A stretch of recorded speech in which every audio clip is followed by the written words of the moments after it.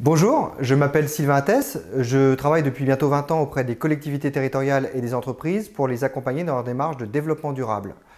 Mon métier en quelques mots, c'est faire de la formation et de la facilitation, c'est-à-dire que je réunis des gens autour d'une table de façon à répondre aux grands défis écologiques et sociaux de notre temps. Parmi les projets que je porte, j'ai notamment développé un jeu de société, Terrabilis, dont le principe est de rendre ce sujet de la transition écologique aussi facile d'accès qu'une simple partie de Monopoly. Une dose d'éthique en plus, évidemment. Avant de découvrir ce projet, j'ai décidé d'aborder le sujet qui nous rassemble aujourd'hui en 4 étapes. La première nous permettra de revenir sur des éléments de constat, quelques chiffres.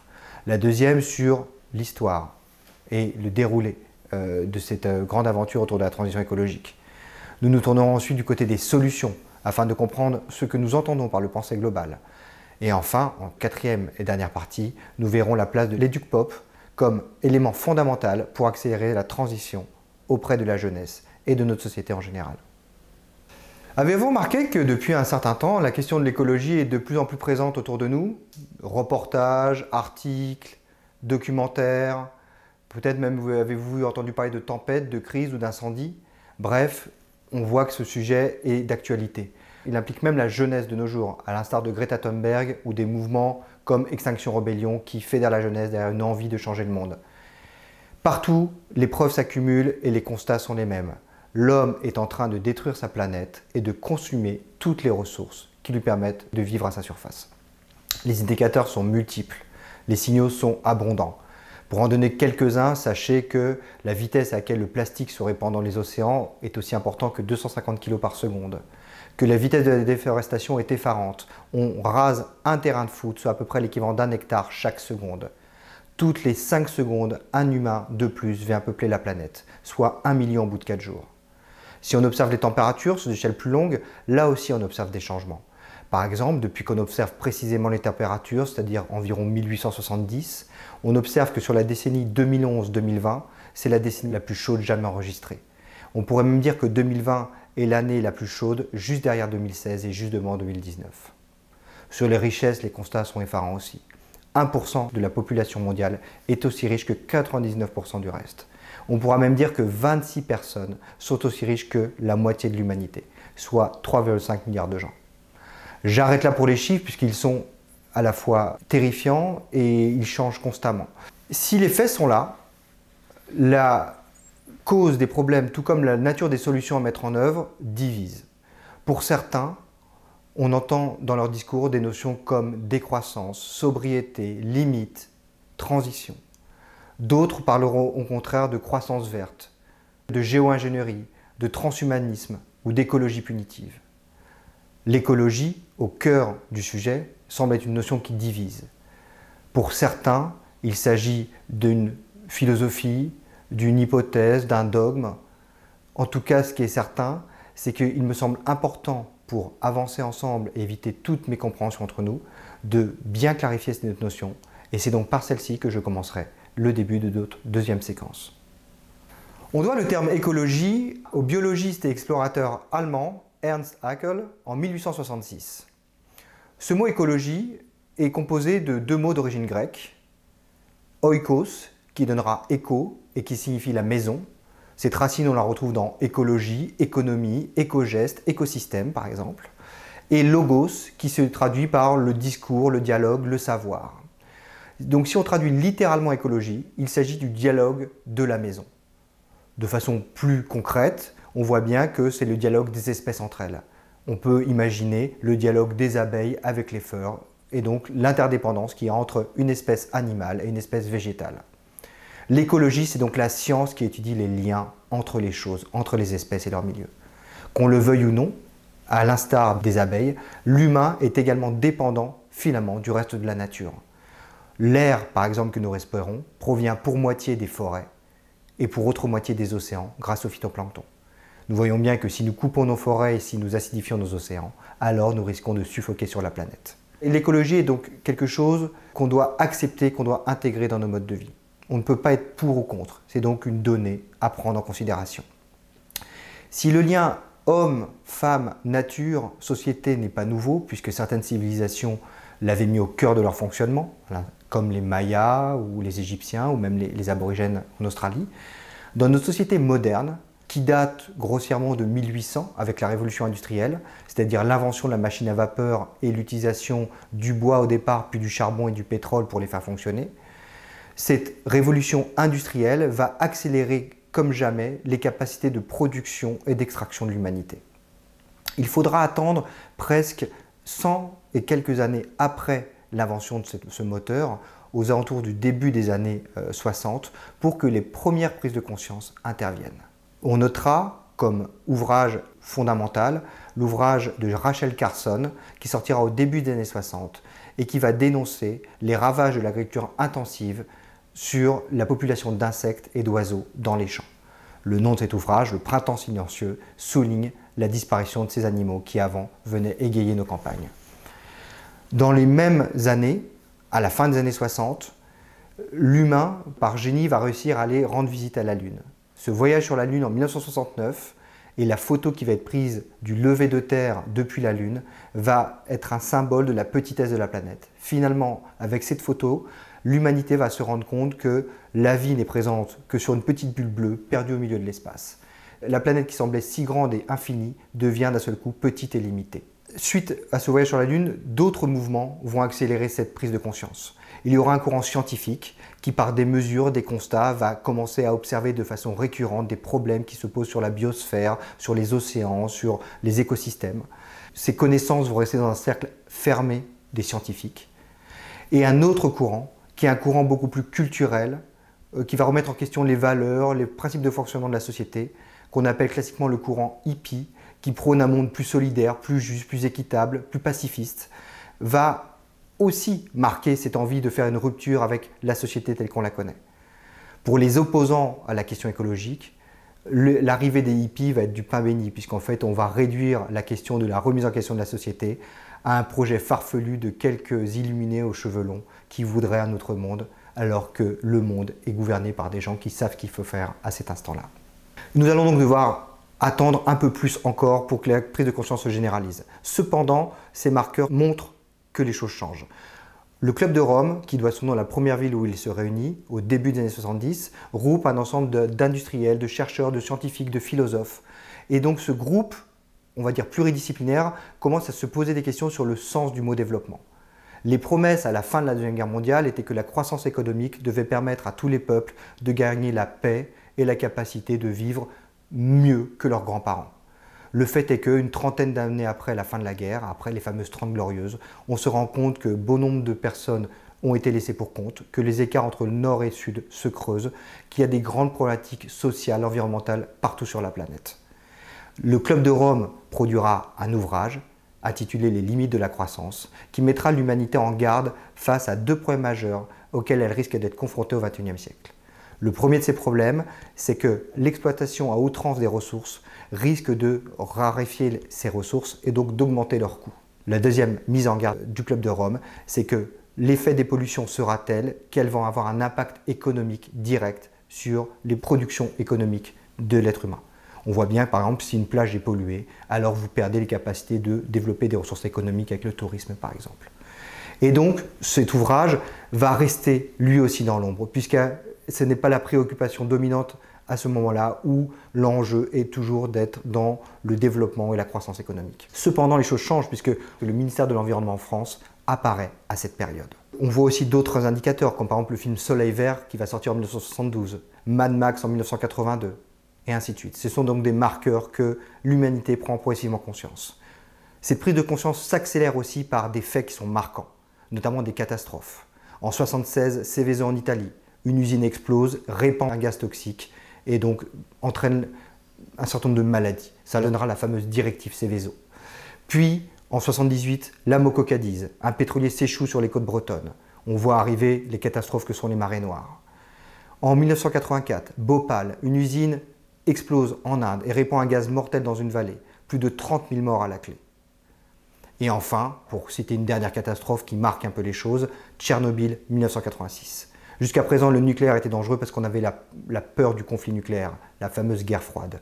Là, on se rend compte que le nucléaire devient dangereux même dans le cadre d'un usage civil. L'ensemble de ces catastrophes fait grandir l'opinion publique autour de cette question de la fragilité de nos sociétés face non pas simplement au risque de guerre, mais également au risque industriel, au risque de pollution.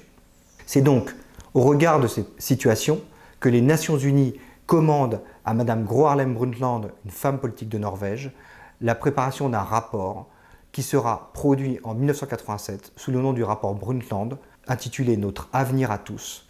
Et ce rapport met en avant le même diagnostic que celui qui avait été soulevé par le Club de Rome, souligne encore une fois de plus les impacts de l'homme et de la femme sur leur société, mais propose également cette fois-ci une solution, un nouveau mode de développement. Il qualifiera de durable ou soutenable, et ce développement est un mode de développement qui doit répondre aux besoins du présent sans compromettre les capacités des générations futures de répondre aux leurs. Une définition certes, mais des moyens qui peinent à suivre. Notons cependant quand même qu'en 1988 sera créé le GIEC, Groupement international d'experts sur le climat, un groupement de chercheurs issus du monde entier qui travaille aussi bien sur le climat, les océans, les continents et qui étudie justement les impacts de l'homme sur la biosphère et notamment les impacts climatiques. 1992 est une date fondamentale dans l'histoire du développement durable et de cette transition écologique globale, puisqu'à partir de cette date, les hommes et les femmes politiques vont commencer à s'employer à la question. C'est-à-dire que lors de cette conférence qui se tient à Rio, une centaine de chefs d'État va s'accorder sur le fait qu'il faut mettre en place des moyens d'action à l'échelle de leur pays, de leur État, ce qu'on appellera les agendas 21 ou Action 21. Et ils vont poser aussi les bases d'une future conférence, d'un futur accord sur les enjeux climatiques, qui sera défini quelques années après à Kyoto par le fameux protocole de Kyoto. Dans la continuité, à la fin des années 90, on voit apparaître un dernier acteur qui est quand même important puisque c'est les acteurs issus du monde de l'industrie. À la fin des années 90, on va voir apparaître la notion de responsabilité sociale des entreprises. En gros, les entreprises reconnaissent qu'elles ont une responsabilité extra-financière. Elles sont attendues non pas simplement sur l'équilibre de leur modèle économique, mais également sur la responsabilité vis-à-vis des impacts sociaux ou environnementaux qu'elles peuvent avoir. Cela va donc mettre ces acteurs dans la marche de la transformation. Parfois aux grandes dames des ONG qui vont crier justement au greenwashing du fait que certaines entreprises vont aller récupérer ce discours afin de travailler davantage un positionnement marketing et commercial qu'une réelle volonté de modifier leurs pratiques. Certaines cependant décideront d'agir dans la bonne direction. Plus récemment, on doit noter qu'en 2015, les Nations Unies ont défini des nouveaux objectifs pour le millénaire qui sont les objectifs de développement durable. 17 objectifs qui permettent d'identifier les cibles sur lesquelles les pays, tous les pays, doivent agir. En 2015, c'est aussi l'année de la COP21 à Paris. La COP21 avait pour objectif notamment de définir un maximum d'émissions et de température à ne pas dépasser 2 degrés d'ici 2100. Les enjeux de la COP21 étaient fondamentaux puisqu'ils venaient prendre la suite des accords de Kyoto qui étaient arrivés à échéance en 2012. On qualifie la période qui débute avec la révolution industrielle d'anthropocène, c'est-à-dire l'âge où l'homme est responsable de son devenir sur la planète. C'est lui qui est le principal responsable du déséquilibre ou du maintien des équilibres géophysiques aujourd'hui sur notre globe. Il s'agit donc maintenant de changer, de trouver des solutions. C'est donc ce que nous allons voir dans cette troisième partie. Si le sujet est fondamentalement politique, dans le sens où il concerne l'ensemble des êtres humains, ce serait se fourvoyer de croire que la solution réside dans les seules mains des hommes et des femmes politiques. Ce serait aussi une impasse de penser que seuls les industriels sont responsables pour réduire leur pollution, ou que tout repose sur la prise de conscience et l'éducation des citoyens pour trouver des solutions. C'est bien sûr les hommes et les femmes politiques, les chefs d'entreprise et les citoyens qui doivent jouer un rôle, mais chacun à leur échelle, en fonction de son âge, de ses capacités et de son niveau de responsabilité. Pour introduire cette troisième séquence autour du pensée global, j'aimerais citer un physicien extrêmement connu, Albert Einstein, qui nous disait qu'on ne peut pas résoudre un problème en pensant de la même façon que ce qui l'a fait émerger. C'est-à-dire que aujourd'hui, face au monde qui change, nous avons besoin de changer notre façon de penser. Pensée globale, d'accord, mais qu'entendons-nous par cette notion fondamentale? Pour cela, je vais l'illustrer avec 3 propos. Le premier, un problème a toujours des causes multiples. Si l'on prend le dérèglement du climat, les bouchons dans une ville, le décrochage scolaire d'un enfant ou une maladie, il y a toujours une somme de facteurs qui expliquent que ce phénomène apparaisse. Il n'y a donc pas de cause unique, donc pas de bouc émissaire et encore moins de solution miracle pour le résoudre. Le deuxième point, c'est que souvent, le lieu où apparaît le problème n'est pas l'endroit où résident ses causes. Donc si on intervient sur les problèmes et non les causes, on ne fait que les déplacer. Par exemple, avec le dérèglement du climat. On observe aujourd'hui le dérèglement principalement au niveau des pôles, au niveau des glaciers et au niveau des petits États insulaires. Ce n'est pas dans ces lieux qu'on émet le maximum de gaz à effet de serre, mais c'est bien là qu'on observe le maximum de changements. Si donc je décide d'agir pour enrayer le dérèglement du climat en allant essayer de mettre des ombrelles sur les glaciers et faire de la sensibilisation à l'éco-responsabilité auprès des ours blancs, j'ai bien peu de chances d'avoir un impact, puisque les causes de mon impact se situent plutôt loin des pôles, loin des glaciers, dans les villes, plutôt dans les pays riches et dans les continents. Et vous voyez donc bien que agir sur les causes du climat, ce n'est pas agir sur l'endroit où on voit le climat se dégrader, mais agir sur l'endroit où on émet les gaz à effet de serre. Le troisième point, c'est que comme il n'y a pas de solution miracle, il faut mettre en place une somme d'actions, un ensemble de solutions. Si je prends l'exemple de la transition énergétique, on se doute bien qu'il s'agit de passer d'un modèle qui repose sur les énergies fossiles à un modèle qui repose davantage sur les énergies renouvelables. Mais ça ne suffira pas, puisque si on utilise de l'énergie renouvelable pour chauffer une maison qui est mal isolée, on va donc gaspiller nos kilowatts. Il faut donc aussi travailler sur la capacité à faire des maisons qui ne consomment pas ou des moteurs qui consomment moins. C'est une bonne chose, mais le troisième volet sur lequel il faut agir, c'est aussi la sobriété, c'est-à-dire le comportement. C'est-à-dire que les personnes dans une maison, même chauffée avec des kilowatts naturels, doivent avoir une maison bien isolée, mais aussi accepter de peut-être mettre un pull si elles ont froid, plutôt que augmenter le bouton du radiateur. Vous voyez donc bien, c'est la somme de ces trois leviers d'action qui vont permettre de faire une transition écologique. Et pas juste espérer une solution miracle qui permettrait de changer sans avoir d'efforts à faire ou de technologies nouvelles à inventer. C'est une somme.